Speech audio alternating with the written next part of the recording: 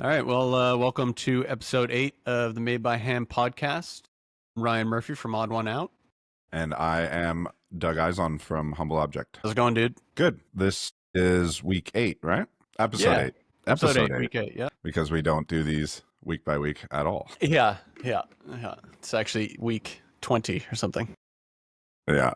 We're gonna get better though. We're working towards it. Well, we got lots more stuff to talk about because I think the last time we talked was like 3 weeks ago, right? Yeah, I think it was 3 weeks ago. Yeah. So what's been going on? That's a great question. As you know, my memory is always super good, so it's always really easy to remember what I've been doing. I mean, I don't even know what I did do the last few weeks, but I've been busy the whole time. What did I do? I don't know. I'll just go through the projects I got going on right now. I'm sure there was some mill work in there somewhere. Right now, I've got some casting work, quite a bit of design work for some millwork and furniture that's coming up for a restaurant. Actually, both those things are for restaurants. I've got those mini hoops finally going out to, well, finally, they're not quite there, but going out very soon to that design business that commissioned them from me. And yeah, just some other, like a laundry room in a house in North Van that I did a design for. I'm just waiting on deposit for.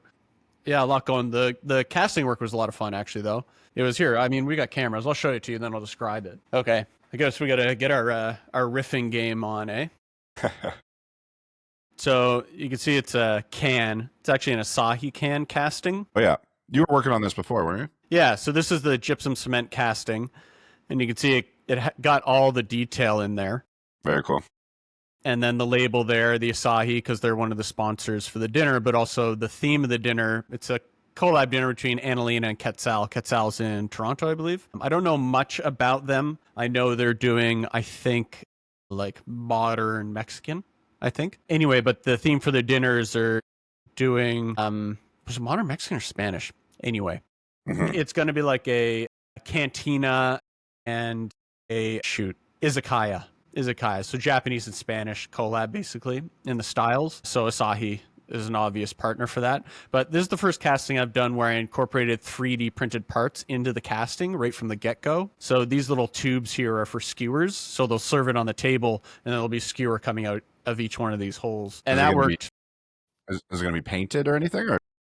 It's going to be sealed. There's a couple of sealers that I put on it, and it gives it kind of a like shiny and satin spots depending on how well it absorbs. Like if I was to do it properly, you apply it and then wipe it off so that it absorbs evenly. But what I'm doing is spraying it on, letting it pool in different areas, and so it gives uneven tones. So it gives it more of an interesting aesthetic. Yeah. So I'm really stoked with that one. And like, yeah, I know I told you I got that new 3D printer, the Bamboo H2D, and I've been using it. I mean, the thing runs like 24/7. I'm constantly printing stuff. And, I printed the whole mold shell for this thing, and the pegs 3D printed. Just, I don't know. I love it so far. It's been working really well for me. It's really sped things up. That's awesome. Yeah, those look great. Yeah, thanks. Yeah, what else? Which restaurant? Or is it? Annalena. Sorry, Catalina. Oh no, you said you were doing a bunch of mill work for a restaurant. Is it a new restaurant coming up, or is it No, it's Annalena still. Same one that this. Yeah, same one that this dinner's with as well. Oh, amazing! What are they? What are they updating, or what are you building for them? So they have like a bulkhead hanging over their bar that I put in a few years ago. It hangs off the ceiling. It's basically just framed plywood with a facade, and the finish on it right now is like a black Osmo product, but we're doing the back bar soon, and this is one of the ones we can do without them having to close the restaurant. So I've actually got a delivery coming today. It might interrupt us actually at some point, of 1/4-inch walnut veneered MDF, and I'm going to be cladding the whole thing in the MDF, and then at the seams putting battens up, just like I did for their alcove. So it'll carry that same aesthetic over there. And then they need a new wine program area, a new hostess stand, a new server stand, and kind of an entry tunnel. Awesome. Yeah, decent project. Yeah, it's sweet. Yeah, they're fun. They're always good to work with. I mean, he's a buddy of mine that owns the place, but he always likes doing interesting stuff. So it's good to work with them. And it's a very easy working relationship. That's great. How about yourself? Since we last chatted, okay. I think we were chatting about quoting a couple jobs last time, and then now those jobs have been quoted, accepted, and finished. Sweet. Which ones were those? So the first one was the restaurant or the coffee shop up in Richmond, BC, just up near the airport there. Cafe Elgin. So we did a set of 6 of our tulip tables Sweet. for them.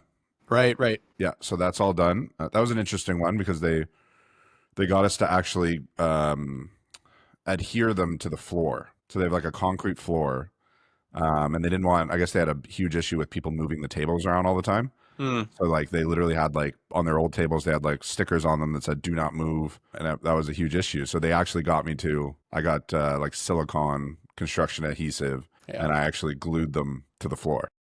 It's amazing how strong silicone is. Yeah, I needed something that was gave a little bit of movement, because obviously we don't want to like they don't want we don't it's solid wood bases, so we don't want to like have them crack with the wood movement. So I wanted to use silicone so it has a little bit of play, and then I did like kind of a spiral pattern around and didn't overdo the glue because it didn't need that much because it's not going to have much like people are basically going to try to move it, realize it's stuck, and then not try to force it. So it's never going to like have any real strength pulling up those tables. Yeah. So yeah, I kind of went minimal on the glue, but yeah, so far so good. Yeah, I've had to pull up things installed with silicone before, and like you're trying to use the longest knife, like utility knife you can find, like just the edge, just to get as far in. Because if you can't cut the silicone, it does not come off. It sticks so well. Yeah. So well. Yeah, it's honestly scary how strong it is. I mean, I don't know if people know or if I even realize, but there's a lot of toilets are held down strictly with a bead of silicone. I mean, I might be making that up. That could be totally wrong, but I feel like I've done some jobs and At the least guy part I of was it working is with was like, the only thing holding this toilet down is this bead of silicone around the perimeter. And I was like, wow, that's impressive. at least part of it, yeah. But yeah, so that was one project that I was quoting last time, and then the other one was another table where the guy had kind of gone away. Well, I'd sent the quote over, and then he kind of went away for 3 weeks, and then he just came back and well, he didn't even come back. The money just got sent, and then I messaged him saying, "Oh, I guess this you want to go for it." He said, "Yes, please." So that was just a table, like a bar top table, 72-inch long, 42-inch high, for a mortgage broker's office. Oh, okay. Just kind of like their back kitchen area. White oak. White oak, yeah. Nice. I find 90% of the stuff, 95% of the stuff I build is in white oak. But those tables were in ash. Oh, they were. So how'd you like working with the ash? Were they happy with the streaking that's often present in ash? Or were you able to actually source around having the streaking? What's streaking? What do you mean by streaking? There's often, at least in my experience with ash, brown streaking through the board, so like uneven coloration across it. No, honestly, I was actually even thinking that it was easier to get uniform coloration between ash than it was white oak. Oh wow. Yeah, I've honestly I worked for years with ash, kind of like we all work with white oak now and walnut, in that kind of volume, and it was like the bane of my existence. It was omnipresent. What length were you starting with? Because I started with 4/4 for the Okay. tops. Yeah, both. Yeah, 4, 8, whichever. I just found it all the time. It wasn't a problem in a lot of cases because we were staining, but like my backboards I used to do in ash, and I abandoned them for Rift white oak because it was so hard to work around the brown like splash through the board that was often in a lot of them. Oh, it's so interesting. Yeah, no, it's let me see here. Yeah, so they weren't. Oh yeah, no, yeah, they look great. Yeah, I mean, you would definitely know what I'm talking about if you saw it. So that's awesome. Yeah, because I was actually because usually it takes me forever to like be matching the boards and like picking them out for white oak because of all like the sapwood and those kind of things. Yeah. But for this one, I was like, oh, these boards all match pretty much. Like I can kind of use these in any order, and it's pretty unison. Yeah, I was actually surprised. Yeah, working with it was great. Like How did you end up? I'm building another bench in ash right now, and I've already built the top of it. Because yeah, like working on like prototypes and not prototypes, but like working on things that aren't for clients, ash is great, right? Because it's like half the price of white oak. Yeah, or less. Yeah. How did you end up finishing your tabletops? Osmo. Yeah, it did two coats of Osmo raw. Yeah, but yeah, so it's good. And then just been working on product development. Obviously, finished the chair prior. Yeah. The new chair, and That's great. that's up on the website now. We also did a custom leather pad for it, kind of like a green, kind of distressed leather pad for it. How did you go about making that? So my partner Devin made it. But basically, it was we got the leather from what was the place you sent me? Lonsdale Lonsdale leather. Leather. Yeah, so we went there. We bought a whole like I guess you got to buy the whole thing, right? The whole roll. It's actually right here. Oh yeah, okay. So you Yeah. got to buy the whole roll. So yeah. So we still have a bunch left, which is going into a stool that we're currently working on right now to go with the chair. Sweet. Um, yeah, we finished the chair. That was great. I finished the table, the matching table to go with the chair. That's actually what I'm. Yeah, I saw that one. That was great too. Oh, you got it in the office. Well, this is no, this is my living room. Oh, you're in your living room. Okay. Yeah, Oh yeah, that's right. Yeah, I recognize the records behind it. yeah. So yeah, so this is I haven't shot it yet because I'm waiting because we're working on another 3 products right now. So I'm kind of waiting to have all those done, and then I'm going to shoot all 4 at one time. But the stool is actually interesting. It's the first time I've kind of done anything really like it.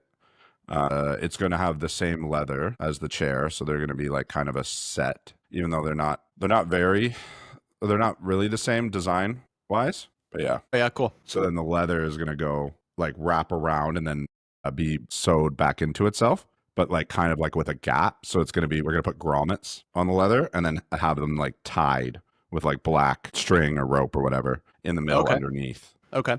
And that's Like going to Danish go. cord.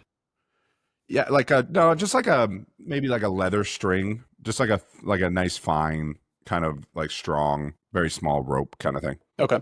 And it's basically just going to go back, forth, back, forth, back, forth, back, forth, back, forth. Right. That's going to kind of be the design element. And then we're going to get black grommets to secure into the leather to make it strong. What are the black like? Will they be plastic, or we have to like powder coat them, or No, it'd be metal. black? Yeah, but like, how do you make them black? Oh, The yeah, grommets? probably. If we can't find them black, we're Mm. going to go to Lonsdale Leather and see what they have. Oh yeah. But I'll just matte spray paint them. All right. I guess they have a lot of stuff there. I haven't even really looked around at the products that they offer there at Lonsdale that much, other than just some leather that I got from them. Yeah, they got a ton of stuff. If we can't find matte, like if we don't want to spray paint or whatever, we don't think it's going to look good, maybe we'll go with like silver or gold, right? Like it's a very small design element. It's underneath. So we're not as worried about it. Yeah. Cool. That sounds like a great project, though. Yeah. Yeah. So working on that. And then obviously the website has been up and developed. We've added our custom page to it. And then we've added our trade page as well. And then we've uploaded, I think, 5 or 6 of the products so far. And then tracking for another 4 over the next week or so. Awesome. Are you feeling like the website is in a good place now, or does it still give you anxiety? No, not anymore. It's in a good spot. Functional wise, it's in a really good spot. And I think like information wise, it's in a really good spot. And the design is clean and it has pretty easy navigation. So I'm kind of happy with where it's at. I'm not worried about people going to it now. Mm-hmm. I think it represents us well. Now, the one thing I want to start infusing is kind of the brand. We want to really lean into like the kind of the West Coast modern, because we are like, we're not shipping outside of the greater Vancouver area right now. So we want to make sure that we're leaning, as our brand always was, but leaning really into the West Coast kind of modern visuals. So the next thing that I want to do, because right now we just have on our, when you come to our landing page, is just a couple commercial projects that we did, like a coffee shop and like a mock unit and those kind of things. But I want to go and do like a shoot, like on like we don't want to lean into like sunny nature, but we want to lean more into like foggy grays, like those kind of things, and then let the kind of wood pop out of those scenes. Cool. So I'm going to go and do another shoot. I was thinking of like trying to wait. Honestly, it's been sunny here every single day, but I want to wait until we can get like a low cloud morning, like raining, even drizzly. And I want to go down kind of like the sea to sky and find like a place on the coast or the water with like some of the rocks. There's some good places in West Van like that. Yeah, like around as you go around, right? Yeah. Yeah, like Marine Drive, or not Marine Drive. Yeah, is it Marine Drive? Yeah, I think it is Marine. Yeah, because I know the Marine Drive near us, but I think there's another Marine Drive up there too. They're not very original for naming their roads, but by they I mean everyone who, I don't know, who would they be? But anyway, we live here. That is us. Yep. They is us. What was I going to say though? Oh yeah, I know. I know there are some trails around there. I know Devin wouldn't know, and I wouldn't know because, as you know, I hate nature. But I know a couple, like you go down Marine Drive and then there's a couple spots like I forget what that park's called, but it's the one where you can like walk out to that, like at low tide or whatever, you can walk out to like that little rock mountain that's out there. Okay, I think that's what I'm thinking. Yeah, I was thinking honestly, like I'm just gonna go up, like maybe if I'm tired on Sunday or something, I'll just go for a drive and kind of scout out some spots. But my goal is to shoot the chair and the stool that both have the green leather. I want to shoot those as a pair in like a kind of rocky water, low cloud, kind of grayish scene. So it like Hmm. really lets the wood and the green, like the green kind of brings in the forest element, but then it's like the sea and the rocks and stuff that kind of give it a neutral palette. Would you light it with like a spot or a couple spots or something? No, honestly, I would just go natural light. Like I'd keep it very natural. Like honestly, if you shooting furniture in like cloudy overcast, like it looks great. Hmm. Yeah. So I don't think I would want to add much lighting to it. But yeah, so I want just some key visuals so when you land on the website it like hits you, like you see some things that you see every day when you live here kind of thing. Yeah, cool. Very cool. Yeah.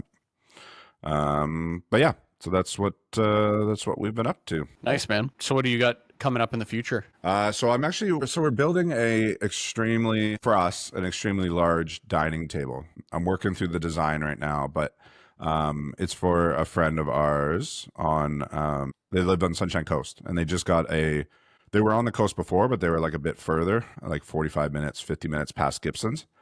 This sounds Um, like a fun delivery. yeah, no, definitely. But now they got a new place and it's beautiful. It's like a two-story brand new kind of condo house, like a wraparound balcony, and it's like right in Gibson's. So like walking distance to like the downtown. And they're right on the water. So it's like literally like they can like walk out their back door and jump in the ocean. So they have a brand new place, no furniture at all. So this is going to be like a big statement piece. Like they love entertaining. They have a lot of friends over. So yeah, it's going to be a big piece for them to kind of use to entertain. They also have a small son as well. So I'm going to try to make it as safe as possible for that. Right, yeah. Some I'll get your roundovers. pardon. Some roundovers. Yeah. So my original, I was just kind of sketching last night and looking at some inspiration. What I'm thinking right now is it's basically going to be like 8 foot long, and then probably like 36 to 40 inches wide, and then it's basically going to be this may change, but it's basically going to be a rectangle, and then the last foot of it on each side will be a like half circle, and then obviously beveled edges all the way around. And then I was thinking of doing the base would be like two half circles, right? And then the inside of the circle facing to the end, right? And then so they're both like it's basically like the circle split in half and then flipped and put on either side as the base, Right, and then a stretcher in the middle. right. And then I'm just thinking of doing like, and it's not going to be a full half circle. It's going to be like a more closer to like a boomerang. So like in between a half circle and a boomerang. So basically I'll miter like, I don't know, 6 or 7 pieces to get my curve, and then it will just be straight out. Sorry, we're talking about the legs there? Yeah. The legs. Yeah. Be Right, like okay. two leg bases on either side. Right. How Yeah. deep will they be? Like, do you think you'll need your stretcher? Or is it just part of the design anyway? I always like to put one. I feel like it like connects them, like the two, and like yeah, I just feel safer with it, and I'm gonna make it part of the design as well. But yeah, they're gonna be decently big. Like, I don't want them to look like a afterthought. I want them to be like the design element of it. So almost like the focal point in a way. For attachment, are you thinking like a custom steel plate or anything like that? Yeah, so I was thinking custom steel plates. I've done that before with a bigger table that I did, but I don't know. I was almost even thinking about like making a custom wood attachment. Yeah, and then doing threaded inserts and like making like a designed attachment piece that almost becomes like a interesting element of it. Like it'll protrude far enough down from the underside of the table for it to actually show? No, it's going to be one of those things where it's like a hidden detail, but like if you know, you know kind of thing. Like it's Okay. like I'm just all it's one of those things where like I'll just feel good that it's there, Hmm. but like 90% of the people will never see it. Yeah, But you're doing it for you. There's nothing wrong yeah, with that. Yeah. yeah, exactly. And it's Yeah. just like it's going to be like I don't know. I'll come up with an interesting way to do it. And it's always just so satisfying when you like build an attachment out of wood, and then you can like bolt that in with and then the whole thing is wood rather than like adding the metal into it. I don't know. It feels a little bit more pure that way. Yeah, for sure. I know. Well, you're the wood guy. Yeah, exactly. This is the woodworking channel. I'm not the wood guy though. I like my cement and my metals. I like my Yeah, woods. I like my woods. I like my plastics. exactly. Yeah, but eventually we're doing, no, we're doing, I am also, Yeah, you're the leather guy too. That's right. Yeah. but yeah, no, I'm excited because when you're looking at furniture like nonstop, right? Like I can't go through Instagram without just like looking at each individual piece of furniture that I see everywhere. And it's honestly, it's like I see more non-wood than wood, right? Hmm. I You find. mean like painted products? No, like metal chairs. Well, stainless steel is very popular right now. That is, Yeah. you can't get away from it. Yeah, a lot of people are doing that with their new coffee shops and bakeries and those just like classic metal sheet tables, right? Where it's just like four pieces of sheet metal in like Yeah. a circle or whatever. Yeah. I've seen a ton of those. But metal, how hard would those be to build? It depends. I mean, stainless steel, hard. Aluminum, annoying, but totally doable. Like annoying coming from the perspective of a woodworker. And it depends on the gauge and how thick it is. Stainless steel, though, as woodworker, you're fucked. You can't. I mean, you can order someone to cut it for you, but you're not going to bend it yourself. You're not going to form it yourself. You're basically just outsourcing all of that work to a metal shop. So yeah, stainless is a different game. Aluminum, yeah, you can do it yourself, no problem. Not And no problem, but you can do it. and say you were doing like a coffee table or like a side table. Say it's whatever, 18 inches high. Maybe it's six different pieces of custom cut stainless steel, finished, right? Like I don't know whatever they do to finish it. How much do you think? What's the kind of cost range you're looking at for a shop to kind of do that for you? I mean, if it's stainless steel, it's expensive, especially depending on what gauge you choose. The gauge of steel, like if you're talking like An a eighth, quarter inch or even probably an eighth. sometimes even eighth, Yeah, I mean, it's still expensive. Stainless steel is expensive. And then, of course, if you're talking about 5 different items that all gets bent for you, yeah, that's, no, not necessarily bent, just cut. Yeah, I guess it depends on your tolerances and what you're looking for. Meaning, like, you can go to metal supermarkets right now and get a quote for a rectangle of stainless steel sheet at whatever gauge you want. But if you want to put holes in it, you would probably just do it yourself because there are holes and holes aren't hard. But if you want something like a radiused corner or something like that, then you're looking at getting a fabrication shop to cut that for you with whatever cutting tool they're going to use. I'm not familiar enough to say for sure, but off the top of my head, obviously there's plasma and water jet. Come to mind right away. They're probably not going to do a CNC for sheet metal, most likely. They usually use something like that. I would say probably water cut is if you want a nice finish on something like a stainless steel. Yeah, they probably water jet it, I guess. In that case, I don't know. Yeah, I'm not sure. I mean, in what context are you thinking? Like for a retail product, or just if you've got a project in mind? no project in mind. I'm literally just in product development mode, right? So I'm looking at kind of where the design trends are going in some ways for some products. I definitely want to eventually be like a multi-material, like have multi-material offering. That's why I'm going into the leather and yeah, because like the scale that I want to do, I see the limitations in being only wood. And I also see more and more like the amount of products that aren't wood that are being used in a lot of these big residential properties. I mean, if you're like as a woodworker, non-ferrous metals are very much within our wheelhouse, and I work with them a lot. I've done a lot of a lot. I don't know about a lot.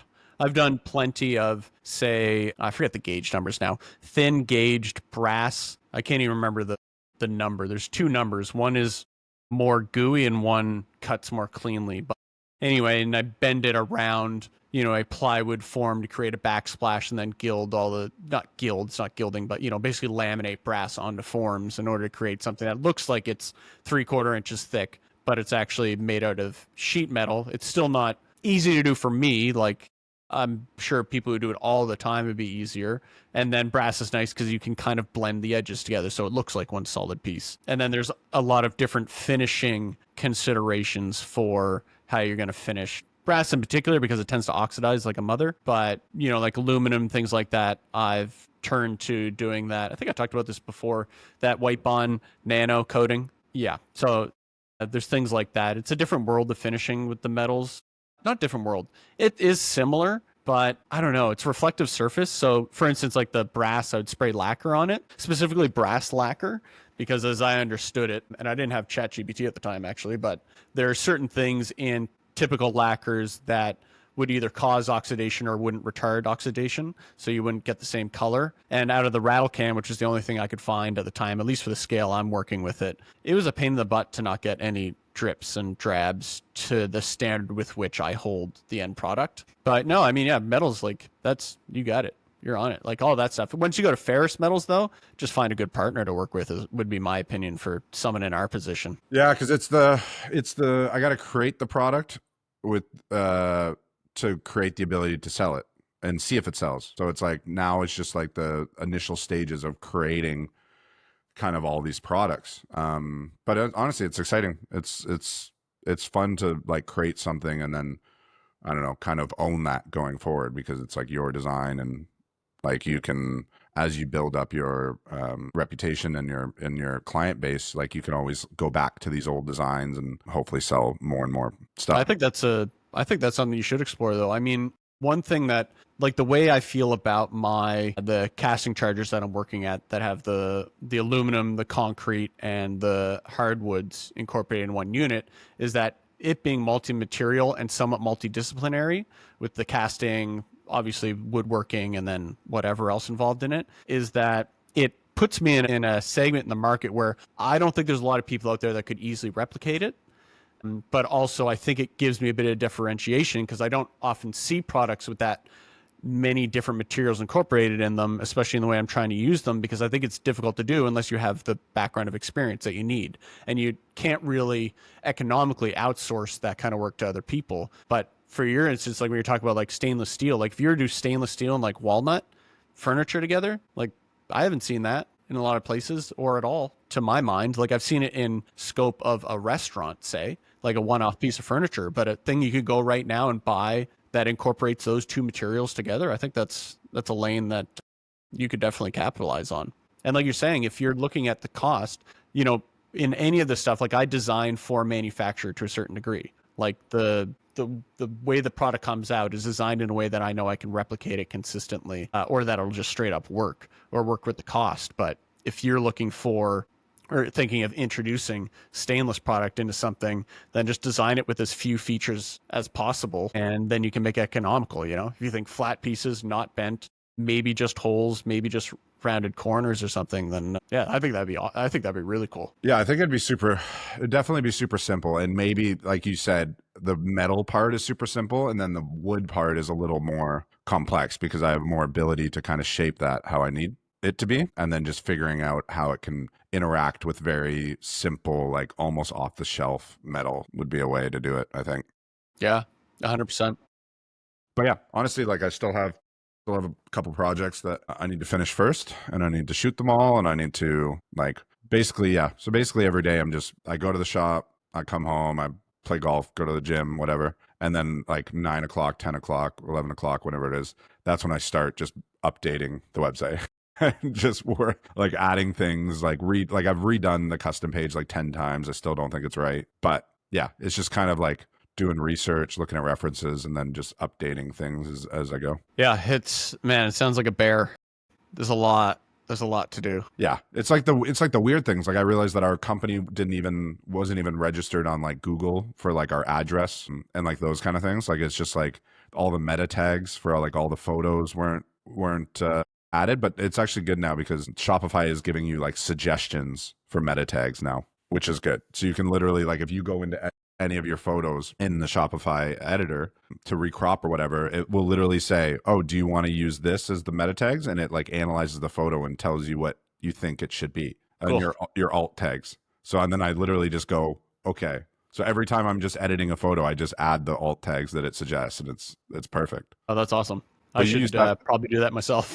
Yeah, you used to have to go in and like physically do that, like Yeah. for all of your photos. It's crazy. Yeah, I feel like, and we've talked about this many times, but just having ChatGPT is such a force multiplier for even things like that. Like, can you just generate, this is my product, can you generate tags or blah, blah, blah? Can you create something that has the relevant SEO that doesn't sound like it's an SEO laden script, but it's nice. Cuts out time of really, really boring work. Like really boring, mind numbing. Like doing the website for me was always just so arduous. Like Oh, I all know. of the work of it was so boring. And there's so many things, and like I'm doing like the pixel data, and it's so just figuring out how to understand the data is crazy, right? Because you have pixel data, but then like, I got it says I got like 4,500 views to the website last month in the last 30 days.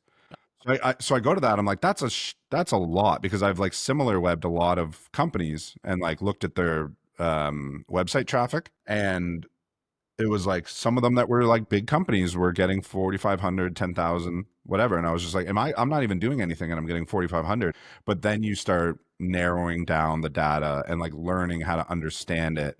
And you're like, why is most of my data coming from Iowa, right? And you're like, why are all these people in Iowa looking? But then you Google it and you find out that like Shopify reroutes data through a database in Iowa. So it's like your data is not coming from like it's not people in Iowa. It's just that Shopify is rerouting these views and your pixel data through a server in Iowa, right? So it's like understanding that, where it's just like, and then you have all the bots that are Yeah. viewing your website and then sending you emails. So then you have to figure out how to understand what are bots and what aren't, what IPs you have to block and what IPs are like good. You need to learn how to like block your own IP through like a back channel way, so that you're not getting your own data for when you're editing and working on the site. So yeah, so like by the time I like went through all the data, there was only like, I don't know, 800 visits that were like could be credible, and I still don't know. Right. So yeah, so it's like you have to like look through and like almost individually look at each event and kind of analyze like what they did on the website, and does that look like a person, right? Like, what a person do what they did, because it says you have like 30 checkouts, like 30 people put stuff in baskets, but then it's like, oh no, 15 of those were you checking if your basket was working and the copy, and like Yeah. it's Yeah. just like, Yeah.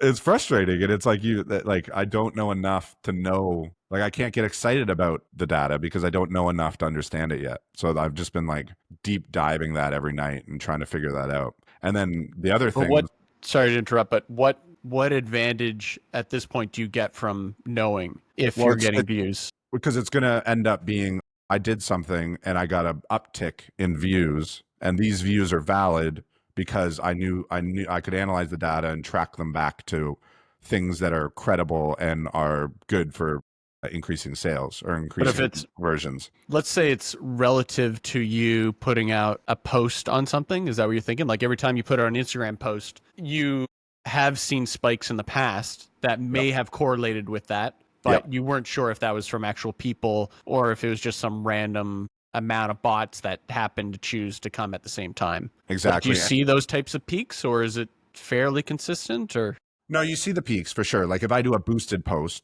on Instagram with the only goal is to get website clicks, you'll see a boost. But you can check on your Instagram too, because it will say you got 150 clicks or whatever, right? And then you can go to your data and see that 50 people came to the website, and then with your pixel data you can see what they did. So you can analyze where the fall off was, the bounce rate, like what pages, like like when they stopped looking. And so you can kind of use that data to analyze, is my landing page good enough? Like, are people getting to my landing page and then interested enough to go look at a product? And so it's just having a general understanding of all of that is valid. And then understanding your website traffic is going to be helpful. Because like, for example, I'll go and look at SimilarWeb, which is a great site to like understand other people's traffic, and it will show that, oh, this big retailer in Denmark or wherever it is, they get 80% of their traffic from Reddit, right? All of their traffic to their website is coming from referrals or link taps from Reddit. And so then you start thinking of, oh, that's interesting. What if I made a Reddit plan? Because obviously that is a place that you can get traffic, but then you look into it and then you're like, oh no, that's just a scale thing where people are like individual people that aren't related to the company are just discussing the products from this company because they're such a big company, and that's garnering traffic. So maybe that's not a beneficial thing that we can do because we don't have massive orders and massive people that would go into Reddit furniture groups and discuss the products yet. mm, So kind of understanding the traffic in that way, that maybe Reddit isn't the best way. So then you go, okay, these other people, this other company that's maybe closer to my size or closer to where I want to be in the next 5 years, they're getting most of their traffic from Pinterest, right? So then you go to Pinterest, and I actually had a chat with a guy from Pinterest this week, basically just talking about what they can do for me. And like, there was just a sales chat that I set up with them. But yeah, so he was basically explaining how Pinterest works and how the advertising works. And I was basically asking him, like, when you go on Instagram and then you boost a post, this is actually a whole nother topic we can talk about, but when you go to Instagram and then you boost a post and then you don't boost a post for a while, they like siphon all your organic traffic. Like they basically shut your account down for organic because they know you're a company and they want to bring you back paying because you've been proven to pay before. And so I was talking to Pinterest about like, oh, do you guys do that? Because that's a worry. Like, should I just stick with an organic plan if you're going to give me general outreach for a while? Should I just try that for a while and see what works? And then if something works, maybe put some money behind it. But I don't want to be blocked because I paid you guys once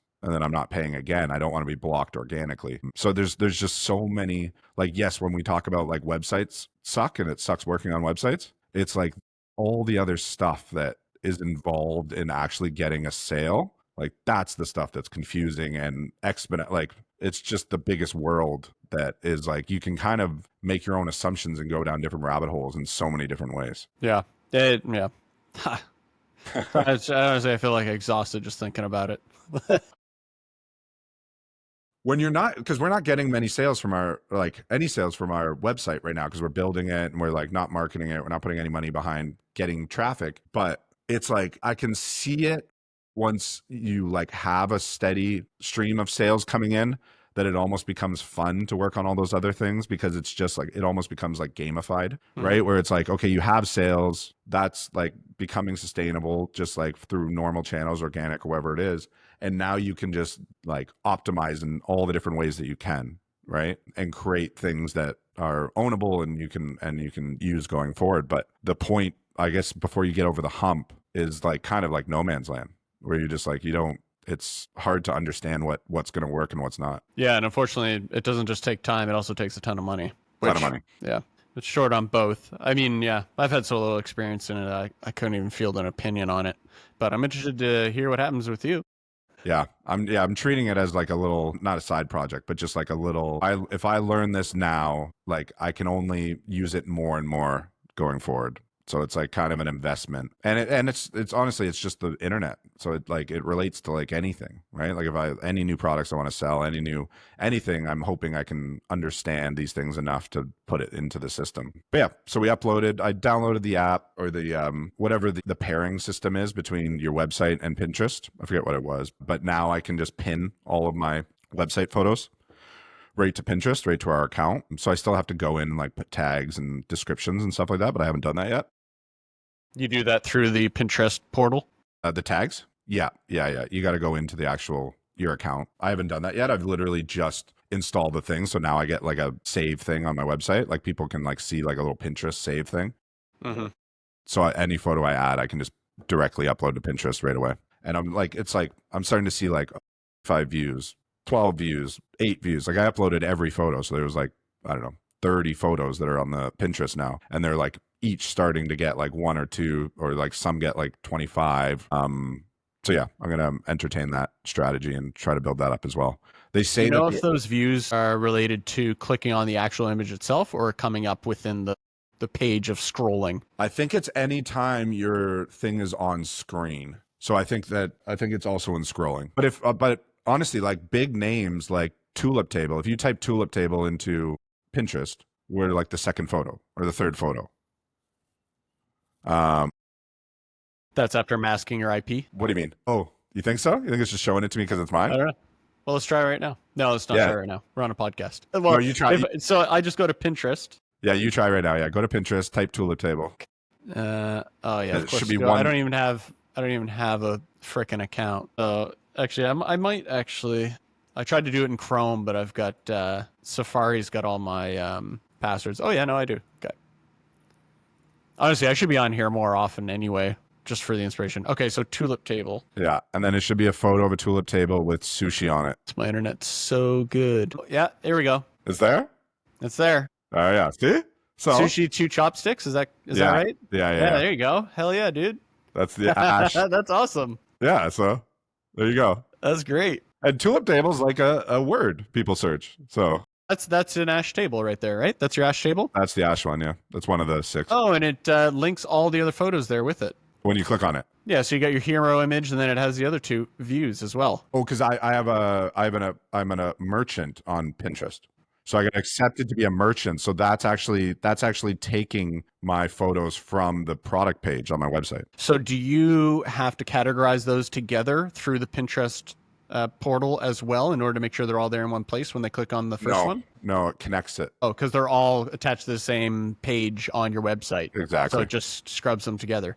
Exactly. Okay. But yeah, still a lot of work to do on that for sure. But yeah, honestly, it's I'm definitely learning a lot more just through like the research and all those kind of stuff. Like I'm really focused on getting to the product stage. That's the goal. Yeah. I feel like I don't know. I have so little faith in Instagram. I mean, Pinterest sounds like kind of the avenue. It sounds like a great, a great place to be showing your stuff for people to find you. So the average income of Pinterest users is I think 71 or 81,000 a year. So that's a fun. It's a more mature audience on Pinterest. Yes, and a little more design forward as well. Yeah. Yeah, people are looking for something interesting and unique. Or Exactly. not necessarily interesting and unique, but an interest of them. They're on there because they want to find something that appeals to their interest. They're not just getting I don't know. I just have so much animosity towards Instagram, to be honest. Just for the reason, like you said that, like I never heard about that from anyone else but you, implying that they push your content down basically unless you're boosting. But I just figured, like, I mean, if you just put your head in the space of a giant evil company, you would have to think that as soon as you register as a business, they will not promote organic traffic. It makes no sense for them to do it. How would they earn anything from that? And they never have to tell anyone what they're doing. So it's like it's never going to come out. Like the algorithm is so protected. So it's like honestly, they can be predatory in any way that they want to be. It's completely opaque towards businesses. Yeah.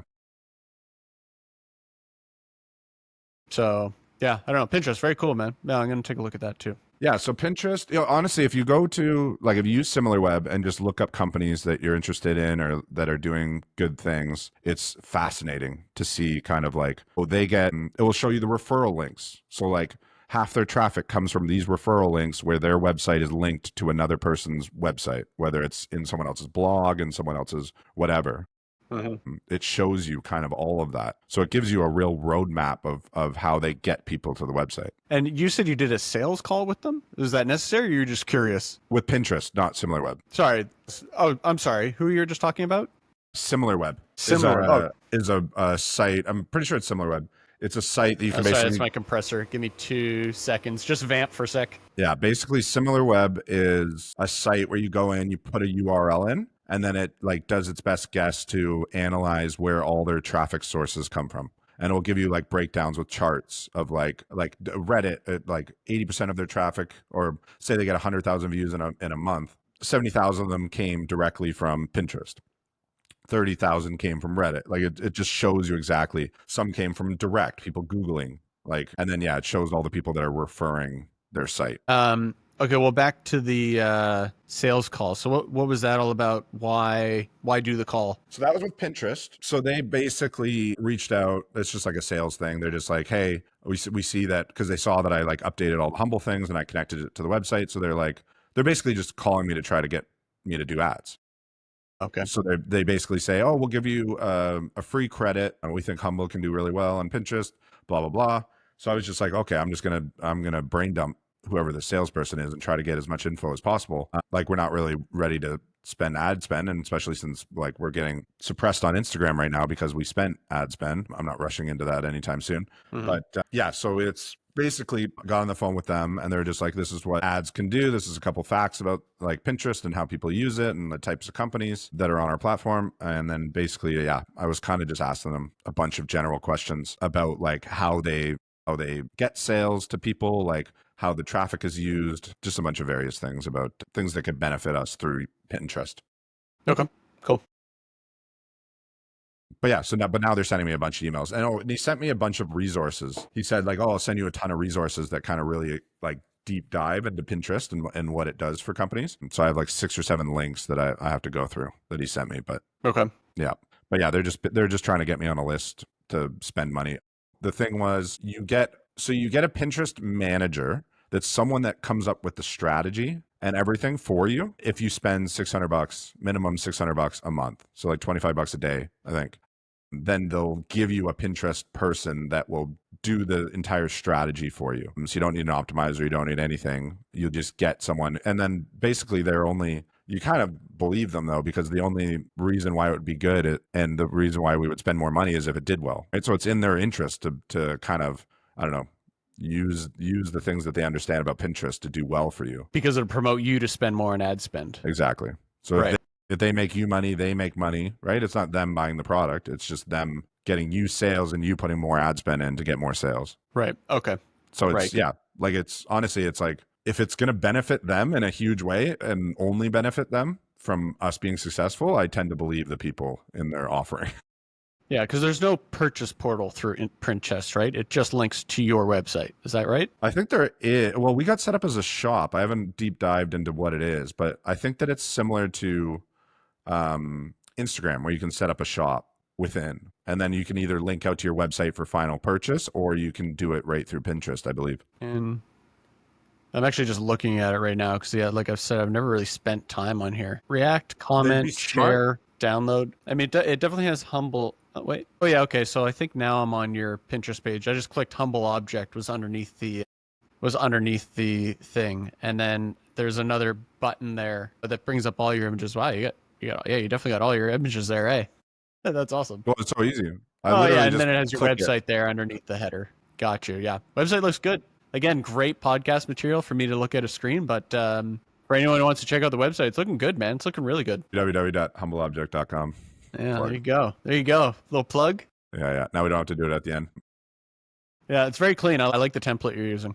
Looks good. Yeah, it was a great one, and it's got a lot of there's a lot more things that I can do with it, because I want to create, the next thing I'm going to create is like the account page, or set up so when people, if they join the trade account, they can join an account that's tracked. It's not just they send me their email. It's you can actually create the back end account page. If you go to a Rove Concepts, for example, and go to their trade page, it's just an account sign up, and then you can have a user portal sign in. So when they come, they can sign right into their account, and then any of the discounts or anything that goes along with the trade account is just already, say it's 10% off or whatever it is, are already put in when they check out or any of those kind of stuff. So it's very streamlined. Right. It's already applied. Exactly. So that's the next thing. It's honestly it's a template, but you can build any functionality that you want. Mm-hmm. I'm going to build the mega menu once I have more products. The only reason why I have it all on one product page right now is because I don't, if you go to seating, I don't want there to only be 2 options. Yeah. So, but eventually once I have say five benches or 5 chairs, 5 tables, 5 whatever, then I'll make the mega menu. So you get the drop down with the categories of shop tables, shop chairs, all those things. Yeah. I had that problem because I basically had castings and odds and ends and then mini hoops, right? So it's how do I categorize this stuff? Yeah. When categorizing it just seems like more work for the user, right? They're just I can see it, it's right there. There's exactly. only 5 things. That's exactly right. It's just go to the mini hoops and everything else or whatever. I don't know. What's the difference? So I have it under featured collection. Yeah. That's just what they are right now. But honestly, I'm just I'm so product focused right now. I'm the next by the end of the summer, I want to have 25 products. Right. I'm just developing. I'm even, because we're prototyping. Dang, you got a lot to do. And how many products do you have right now? With the ones that are either built and not shot, or 50% of the way done, I have close to 10. Oh, okay. So you need another 15 or whatever if you were to hit your stretch goal. Exactly. But honestly, I'm even we have because it's also about investing in the wood, right, to build the new products. Yeah. So it's some of the things I'm doing is we have an old table that that's been on our patio, and I built it years ago, and it was red oak, and it just sat out in the water and cracked and did all those things, right? Because you shouldn't use red oak for anything outdoors. Learnings from that. But now I'm going to basically take that to the shop and remill all the wood and use that to build a new product, and I'm just going to black stain it. Well, yeah, I was going to ask you, because I do this with my products that have variants, before I'm shooting them, I got to make, the white oak one, I got to make the walnut one, I got to make the black one, say. Those are the three kind of most common things that people buy. Do you have, say, a walnut version of the chair? Are you going to get that done before you do photography, or what do you think? No, we're just doing swatches right now. So we're building one in one wood, whether it's white oak, whether it's black stained, whether it's walnut. And then I'm going to wait until honestly ChatGPT or another software gets there where I can just put my images in and say, make walnut, and it will do it. Like you basically, it's almost there, but you basically put your chair in, you put the texture of the walnut that you use, and then you say, make this chair in this, and then it will do it. And honestly, it's close. Like it's very, very close. Mm-hmm.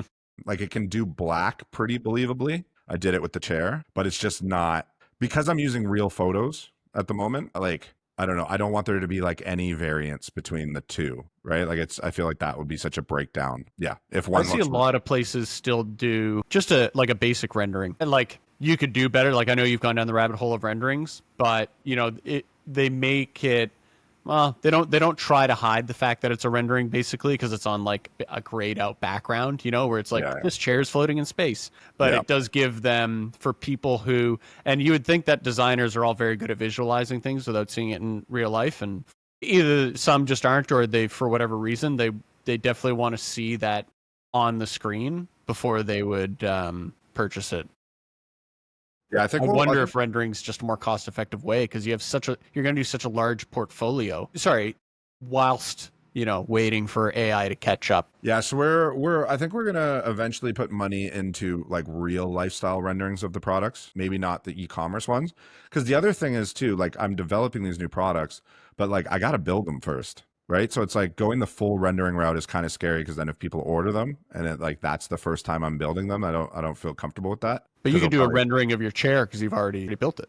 yeah, yeah, yeah. Just don't know. One, I don't know how to, and two, like I'm building the things anyways because I'm just building them to like the new products. I'm building them to like understand the strength and the quality and all those things. So it's like I might as well just shoot it. Like I'm honestly at this point, I'm kind of okay with just having the one color option Mm-hmm. because people can get an idea. Like I do have a walnut option in another product, or I do have, so like, and it's all over the website, right? It's all mixed woods all over the website, so you can kind of imagine what the materials in those other woods look like, right? Even if it's not the exact product. Like if we have a bench in walnut and then a chair in white oak, but you want to get that chair in walnut, you can kind of look at the bench and be like, that's what the walnut looks I like. think, but you're selling B2B more than B2C, or what? B2B for sure. So Right like now. they're gonna take a picture of something that isn't the thing the customer is gonna buy, and then I'm just for argument's sake, I'm just saying for argument's sake, and then show the customers like, okay, we're gonna do this chair, but we're gonna do it in walnut, and then it's a friction point, I guess. Agreed. And then the other way to kind of get around that and kind of fit into the designer's system so they don't have to do that. They don't have to say, hey, this is the white oak version, but we're doing walnut, is we're creating tear sheets for all of our products, which will have like a sketch that's woodless. Mm. And then it will have the data, what's it called? The specs, the little blurbs about the types of wood that we use, the swatches, and then it will basically be, yeah, like you can envision what the product is, but it won't have a wood attached to it. And it'll be a sketch. And What then is a tear sheet? Sorry, a tear sheet's just a she's line just drawing. a tear sheet is basically just a one page like PDF or something. It's usually like included in the product page and it's for designers and they can put it into their presentations or their books where it's basically just one page that's not a website that just has all the data, a little like image. Like if you just go into Pinterest and type in tear sheet, you'll see a Mm-hmm. million examples of it. And it's just basically one page, easy to view at any time, and it has all the info of the product.